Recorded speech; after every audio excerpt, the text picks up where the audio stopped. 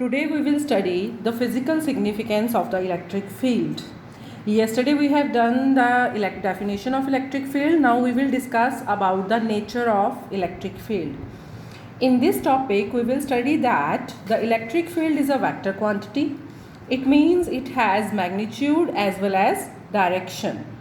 Now what happens when how the electric field varies with distance? We can see in these lines the electric field varies from point to point in space around a source charge. Thus, the unit electric charge experience different amount of force at different point of space in the electric field. It means in a given space, the magnitude of the electric field is different. It is more near the source charge, and as we move away from the source charge, its value decreasing. This is a case of static charge. Now what happens in case of non-static condition? In this condition, the electric field is vary with respect to time, which form electromagnetic wave. This is a separate topic and we will study in the next chapter in electromagnetic wave. Okay, the next topic is electric field line.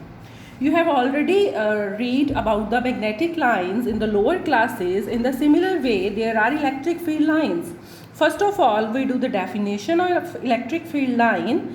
How can we define it? It is a straight or curved imaginary line in a region where a tangent at any point gives the direction of electric field at that point in the region.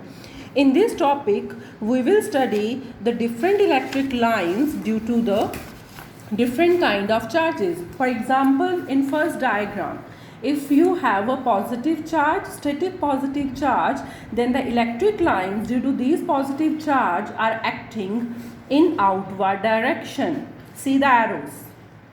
These arrows shows that the direction of electric field is radially outward. Now in second case, when the charge is negative, here the electric field lines are directed inward towards the charge. So see the difference.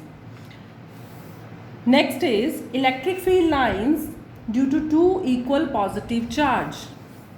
If you have two equal positive charge, then the electric lines look like this diagram when Q1 is equals to Q2. Here these areas show that here there are forces of repulsion between the opposite charges. Now see the second case. In this case, if the magnitude of the second charge is more than the first charge, then the lines are looking like this. And in this case, the magnitude of second charge is less than first charge, so the neutral point is near to the second charge, which have small magnitude. And in third diagram, see the difference. Here we have two opposite charges. In these opposite charges, the magnetic lines are entirely different from the first two cases. You will done all these 6 diagrams. These are important. Next is uniform electric field.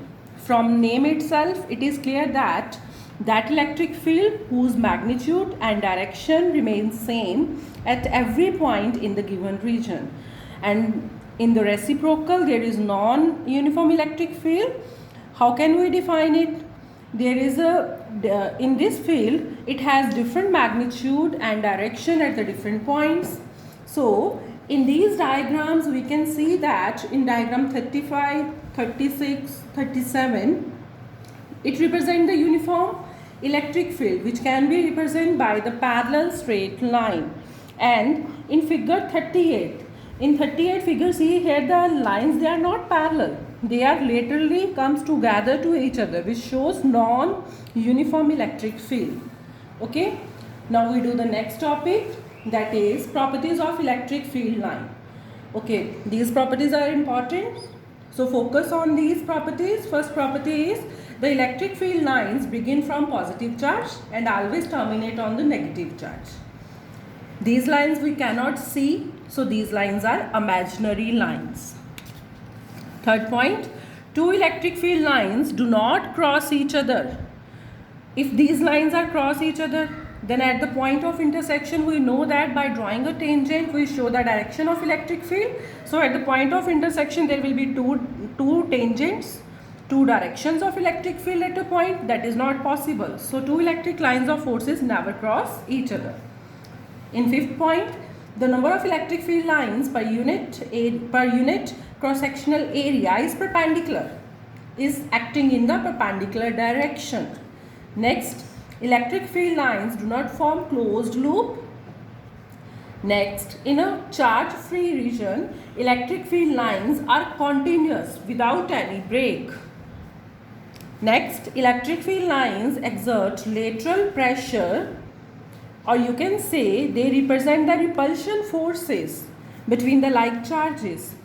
Next, electric field lines are perpendicular to the surface of the positive and negatively charged sphere. Next, electric field line do not passes through a conductor, or you can say inside the conductor the electric field is zero.